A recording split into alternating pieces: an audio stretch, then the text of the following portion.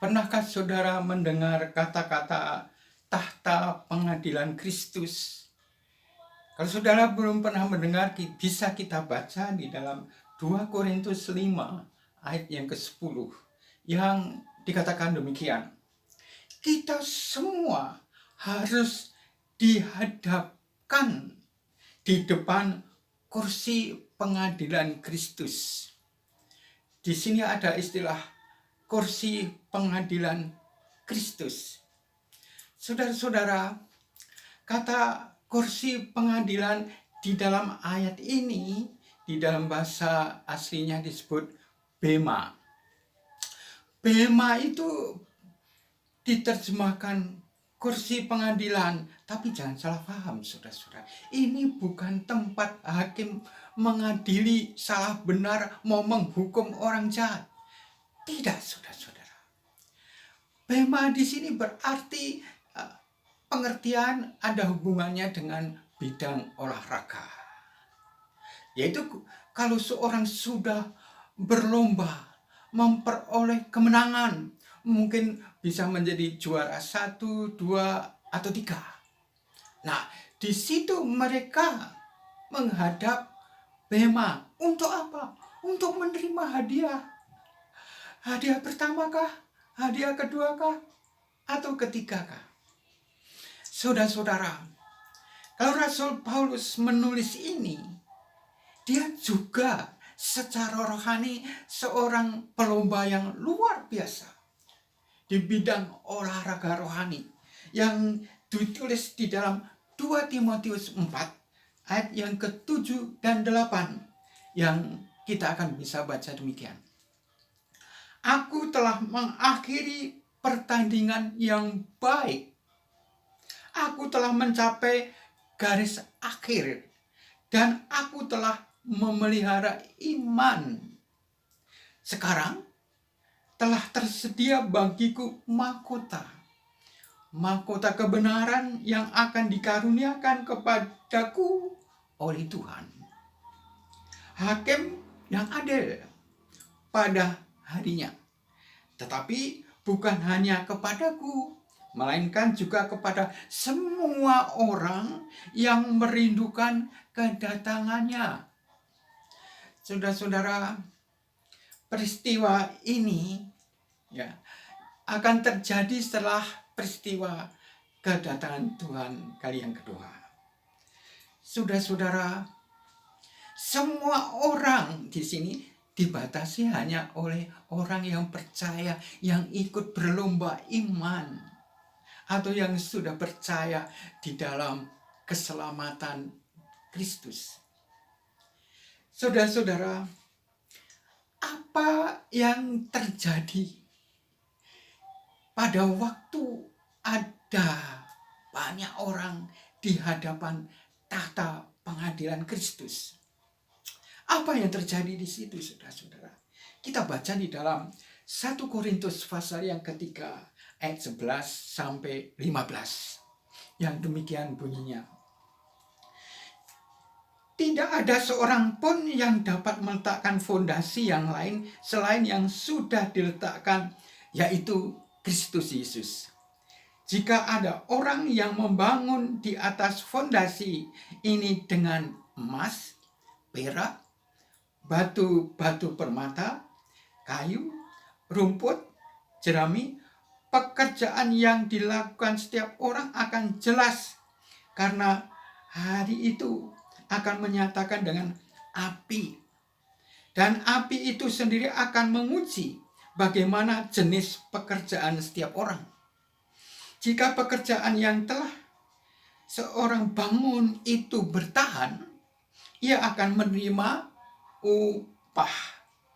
Jika pekerjaan orang itu terbakar habis, ia akan menderita kerugian.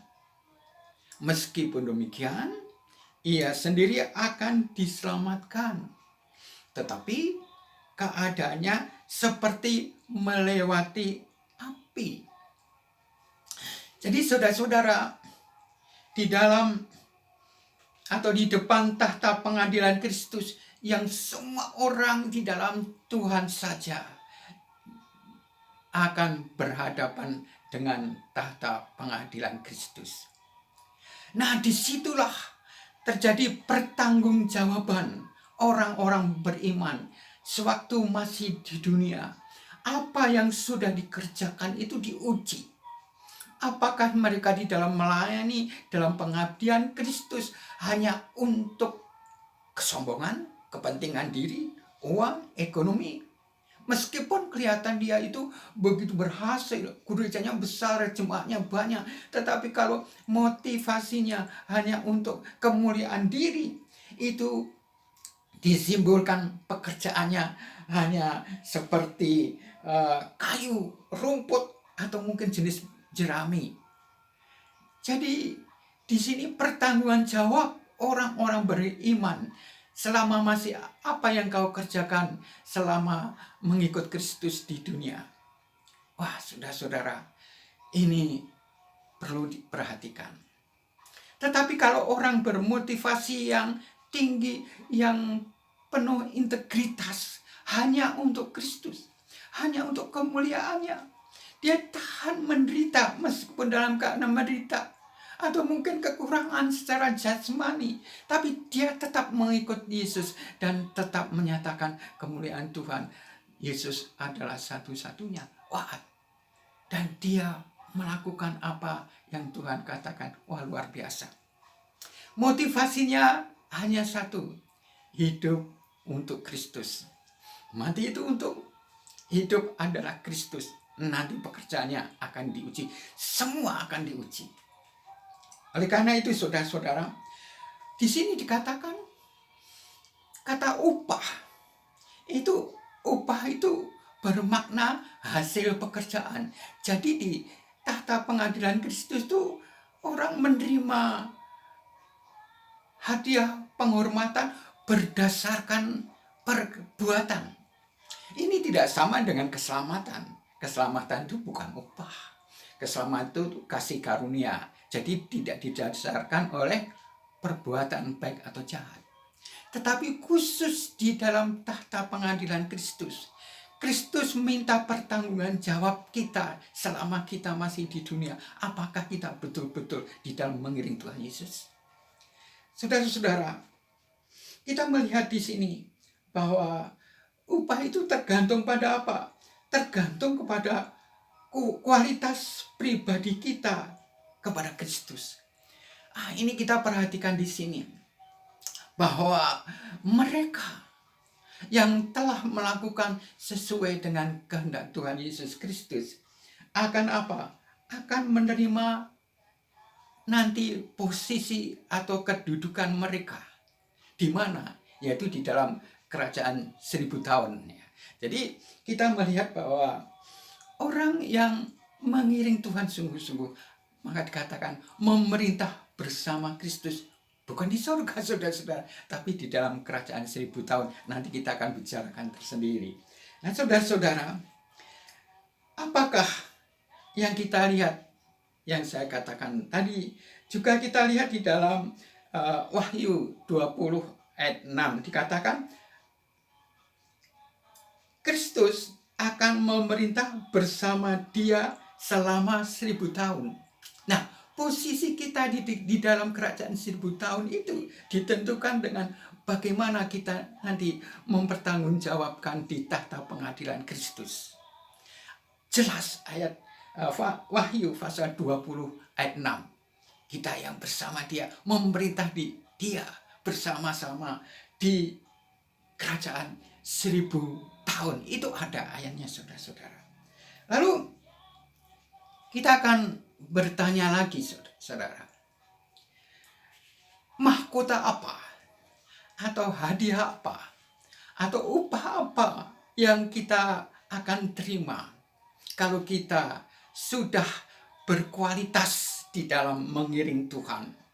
Tidak cengeng, tidak sebentar itu ngambul, bersungut-sungut, tapi selalu bersyukur dengan apa yang ada. Dikatakan dalam firman Tuhan, apakah yang akan kita terima bagi pelayanan yang sudah teruji, yang bagikan batu-batu permata dan emas. Ini kata simbolis, ya, diuji dengan api. Wah, enggak lah. Lain dengan jerami, dengan api, biar ya. Nah ini ya ujian iman, kadang-kadang orang tidak tahan menderita. Kadang-kadang orang meninggalkan Tuhan karena pasangan atau pacar, oleh karena harta jabatan. Itu mengiring Tuhan seperti disimpulkan seperti jerami saja, saudara-saudara. Nah, sekarang kita bertanya, apakah jenis-jenis mahkota yang akan diterima orang yang tahan uji? Maksudnya pekerjaannya itu seperti batu-batu permata, emas dan perak. Dikatakan demikian, yang akan diterima adalah mahkota abadi. Kita akan misalnya baca di dalam 1 Korintus 9 ya. Di situ dikatakan mahkota abadi. Ya. Ada juga dikatakan mahkota sukacita. Itu di dalam 1 Tesalonika 2 ayat 19 dan 20. Di situ dikatakan mahkota sukacita. Ada juga mahkota kebenaran di dalam 2 Timotius 4 ayat 8. Kebenaran. Saudara-saudara hidup benar, sungguh-sungguh dalam Tuhan, tidak terpengaruh oleh ajaran-ajaran sesat yang menyimpangkan, yang daya godaan, daya tarik dunia itu semakin besar, tetapi tetap di dalam kebenaran, saudara akan menerima mahkota kebenaran. Lalu ada juga mahkota kehidupan. Luar biasa. Ya, kita akan menerimanya itu kalau pekerjaan kita teruji oleh api, atau itu bisa ujungnya kesengsaraan, tindasan, ancaman, ya sebagainya itu ya. Nah, juga ada apa? Juga ada mahkota kemuliaan. Bermacam-macam mahkota akan diterima oleh orang-orang yang hidup benar-benar di dalam Tuhan, yang merupakan orang yang berintegritas tinggi di dalam mengiring Tuhan Yesus, yang berkualitas sempurna, tidak tergantung pada penampilan.